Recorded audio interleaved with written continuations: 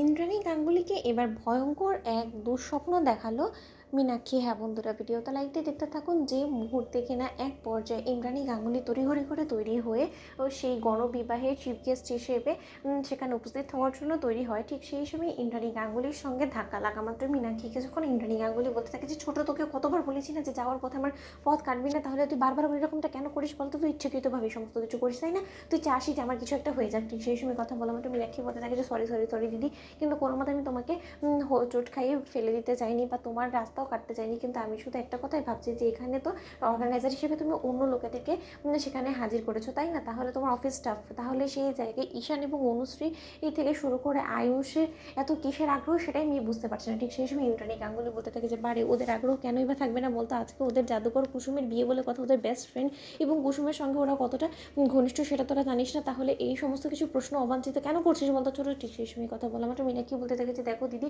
আমি অনুশ্রী এবং ঈশানকে সেই অর্গানাইজ যেখানে তুমি করেছো অনুষ্ঠানটা সেইখানে গিয়ে আমি দেখে এসেছি, কিন্তু আমি কোথাও তন্ন তন্ন করে খোঁজা সত্ত্বে আয়ুষকে কিন্তু আমি খুঁজে পাইনি। এবার তোমার বড্ড বেশি ভয় করছে যে আবার কোনো মতে আয়ুষ না কোনো অঘটন ঘটিয়ে বসে। ঠিক সেই সময় এই কথা বলা আমার শুনতে নেই। গাঙ্গুলি বলতে থাকে যে তার মানে তুই কী বলার চেষ্টা করছিস? আয়ুষ কেন কোনো রকম কোনো অঘটন ঘটাতে যাবে বলতো? আয়ুষের কি খেয়ে দিয়ে কোনো কাজ নেই? সত্যিই ছোটো তোকে বলি হারিয়ে যায়। ঠিক সেই সময় কথা বলা মাত্র মীনাক্ষী যখন বলতে থাকে যে দিদি তুমি আমাকে কি বলি হারিয়ে যাই বলছো? তার কারণ তুমি একটা জিনিস ভেবে দেখো, আমার তো কেন জানি মনে হচ্ছে একদিকে কুসুমকে সেখানে কোনো বিষয়ে আমি তৈরি হতে দেখে আসলাম, যেটা কিনা খুব অবভিয়াস হওয়ার কথা, তার কারণ আজকে কুসুমের বিয়ে। কিন্তু তুমি একটা কথা ভাবো তো, সেখানে আয়ুষও গায়েব, কোনো মতে আয়ুষ আবার ওই বড়দের সঙ্গে তৈরি হতে লেগে পড়েনি তো? ও আবার কোনো সময় কুসুমের বিপরীতে দাঁড়িয়ে পড়বে না তো?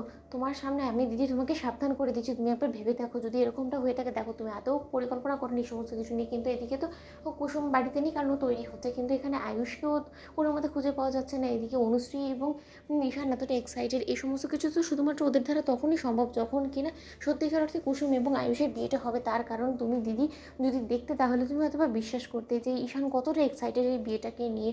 ঠিক সেই সময় এই কথা বলা মাত্র ইন্দ্রাণী গাঙ্গুলি যখন বলতে থাকে যে সত্যি বলি হারিয়ে যায় রে ছোটো, তোকে আমি যত দেখি ততই আমি অবাক হই যে কুসুমের প্রতি তোর মনের যে বিষগুলো আছে না সেটা সবসময় তোর উগলানোটা যথেষ্ট এখন আমার কাছে বিরক্তিকর এবং দৃষ্টিকটু লাগে। জানিস তো এখানে কোথায় কি হচ্ছে না হচ্ছে সে সম্পর্কে তোর কোনো রকম কোনো ধারণা নেই, কিন্তু তার সাথে তুমি সমস্ত কিছু করছিস। তুই আমাকে যতই ভয়ঙ্কর রকমের এই স্বপ্ন দেখানোর চেষ্টা করিস না কেন, কিন্তু কোনো মতে তোর কথায় পড়ে আমি কোনো মতে আয়ুষ এবং কুসুমের সম্পর্কের উপরে প্রশ্ন তুলব না। তার কারণ আমি খুব ভালো করেই জানি যে ওরা যা কিছু করুক না কেন নিজেদের লিমিটে থেকে করবি, কিন্তু তুই তোর জবানের মধ্যে একটু লাগাম লাগানোর চেষ্টা কর, নয়তো বা কোনো একদিন দেখবি যে তোর জিভ টেনে আমি ছিঁড়ে হাতে দিয়ে দিয়েছি। বুঝেছিস তো?